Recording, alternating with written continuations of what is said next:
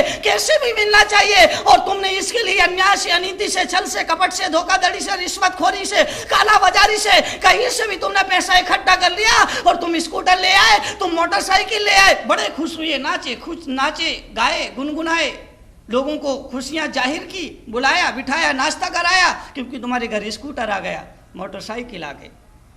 लेकिन फिर एक दिन वो दुर्घटना घट गई।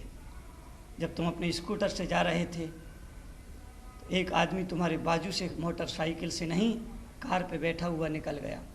उसने तुम्हारी मोटरसाइकिल को, तुम्हारे स्कूटर को पीछे छोड़ दिया, तुम्हारा छूनेती दे दी कि तुम बहुत धीमे चलने वाले हो, तुम्हारी गति बहुत धीरे है, तुम मेरा मुकाबला नहीं कर सकते। उस कार को देखने के बाद तुम्हारे मन में एक नई वासना पैदा हो गई कि मेरे यहाँ कार आना चाहिए। यह मोटर का जमाना नहीं है, मोटरसाइकिल का जमाना नहीं है, स्कूटर का जमाना नहीं है, मुझे तो कार चाहिए। जरूरत नहीं थी, जरूरत तो साइकिल की भी नहीं थी, जरूरत तो स्कूटर की भी नहीं थी, लेकिन पड़ोसी के यहाँ हो, आपके दुश्मन के यहाँ हो, आपके मित्र के यहाँ हो और तुम्हारे यहाँ ना हो, यह तो तुम्हारे लिए बड़े अपमान की बात है, यह तो तुम्हारे लिए एक चुनौती है। अब तुम्हारे मन में नया ख्याल, नया वासना, नया भाव पैदा हुआ, मेरे घर में एक कार होना चाहिए, मेरे दरवाजे पर एक कार खड़ी होना चाहिए, वरना मुश्किल हो जाएगा, ये मेरे लिए अपमान की बात हो जाएगी। और फिर तुम फिर भागे, फिर पागल बने, फिर दौड़े, फिर 3 के 13 किए, झूठ बोला, छल किया, कपट किया, अन्याय अनीति से पैसा कमाने लग गए। ध्यान रखना,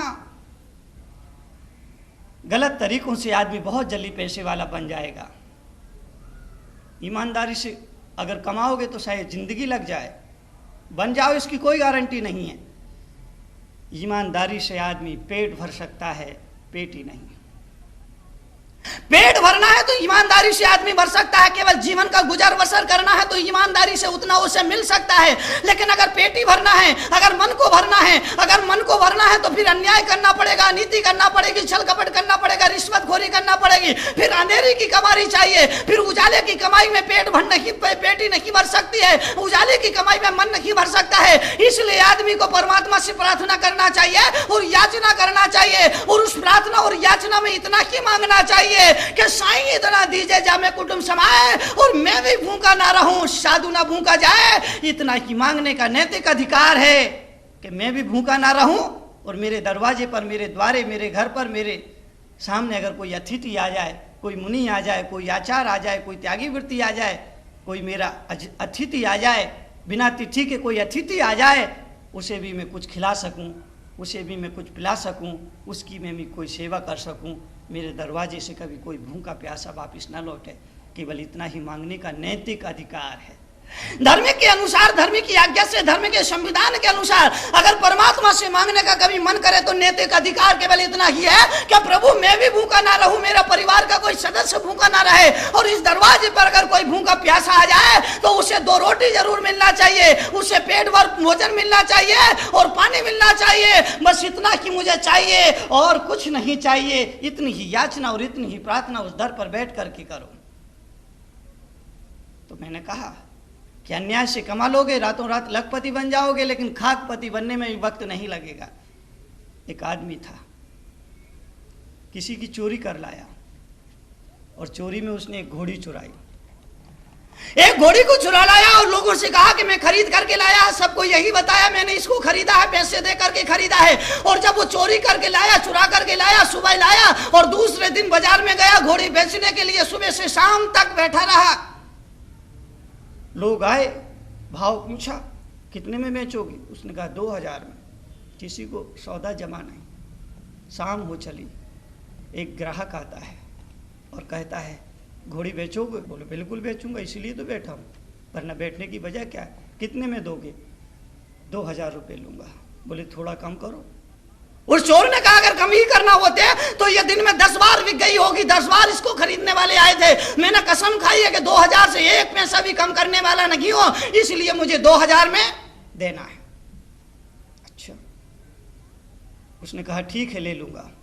सुबह से शाम तक बैठा रहा, एक भी ग्राहक नहीं आया। शाम को एक ग्राहक आया। मैं तुमसे भी यही कहूंगा, अगर जाप देने के लिए बैठते हो, ध्यान करने के लिए बैठते हो और जाप देने के लिए बैठते हो, जाप में 108 मोती हुआ करते हैं, और अगर 107 मोती पर मन ना रख लगे तो चिंता मत करना, माला ना छोड़ देना, जाप देना बंद मत कर देना। अरे 108 मोती पर, अगर 107 मोती पर जब मन ना भी लगे, लेकिन अगर 108वें मोती पर भी जब मन लग गया तो वो जाप देना सार्थक हो जाया करती है, उस जाप का पूरा फल मिल जाया करता है। जिस तरह से एक दुकानदार दुकान खोल करके बैठा है, सुबह से शाम तक एक भी ग्राहक नहीं आया, लेकिन जब शटर बंद कर रहा था, दुकान बंद करके जा रहा था, एक ग्राहक आता है, 10,000 रुपए का माल लेता है और चलता बनता है, तो उसका बैठना सार्थक हो जाता है, उसका श्रम और परिश्रम सार्थक हो जाता है। उस चोर के साथ भी यही हुआ। शाम का वक्त एक ग्राहक आता है, बोले 2,000 में दूंगा। बोले ठीक है 2,000 में ले लूंगा, लेकिन इसकी परीक्षा करना चाहूंगा। बोले इसको देखना चाहूंगा कि बाकी में 2,000 की कीमत की है या नहीं। चोर ने कहा बिल्कुल ठीक है, आप कर लीजिए परीक्षा, कोई तकलीफ नहीं है। उसने कहा आधा घंटा के लिए मुझे एक घोड़ी दे, मैं इसकी परीक्षा करता हूँ। उसने कहा बिल्कुल ठीक है, आप ले जाइए, आधा घंटे बाद ले आना, बाद में अगर लगे तो ले लेना। उसने कहा कि ठीक है। उसने घोड़ी को ली और घोड़ी पर बैठ करके एक ऐसी एड़ लगाई कि घोड़ी चारों भाव वहां से भागती है और पलक झपक तो ओझल हो जाया करती है। वो चोर बैठा बैठा बैठा इंतजार कर रहा है कि वो अब आया अब आया अब आया। आधा घंटा हुआ वो वापस नहीं आया, 1 घंटा हो गया घोड़ी लेकर वापस नहीं आया, 1.5 घंटा हो गया अब भी वापस नहीं आया, 2 घंटे उसे इंतजार करते करते हो गए, अब भी वो वापस नहीं आया। अंत में निराश उदास होकर के वो उठा और वापस अपने गांव पहुंच गया, अपने घर पहुंच गया। गांव वालों ने कहा बेच आए घोड़ी? बोले हाँ बेच आया घोड़ी। बोले कितने में बेची? बोले जितने में खरीदी थी उतने ही में बेच आया। मुनाफा कुछ हुआ? बोले मुनाफा कुछ नहीं हुआ। लोगों ने कहा कि कितने में बेची? कितने में बेची? बोले जितने में लाया था उतने में ही बेच आया हूं। इसका मतलब चोरी करके लाया था तो चोरी करके कोई ले भी गया। यही तो मैं आपसे निवेदन, अनुरोध, प्रार्थना, गुजारिश करना चाहता हूं। अगर आदमी अन्याय से, अनीति से, छल से, कपट से, धोखाधड़ी से, रिश्वतखोरी से, चोरी से, डकैती से अगर पैसा कमा भी लेगा, लाखों रुपए कमा भी लेगा, तो जिस तरह से वो आएगा ठीक उसी तरह एक झटके में चला भी जाएगा। आदमी सोच भी नहीं पाएगा, देख भी नहीं पाएगा। लखपति बनने में समय नहीं लगेगा तो खाकपति बनने में भी समय नहीं लगेगा। महलों में पहुंचने में समय नहीं लगेगा तो महलों से नीचे उतर कर सड़क पर आने में भी समय नहीं लगेगा। न्यायोपेत धनम। अगर सत्य के मार्ग पर चलने के लिए थोड़ा सा कष्ट भी सहना पड़े तो कष्ट सह करके सत्य के मार्ग का, धर्म के मार्ग का अनुसरण करना चाहिए। वही मार्ग मुक्ति का मार्ग है, वही मार्ग स्वर्ग का मार्ग है। तो जीवन बहुरंगी है, दुनिया बहुरंगी है, दुनिया दुरंगी है। उस दुरंग में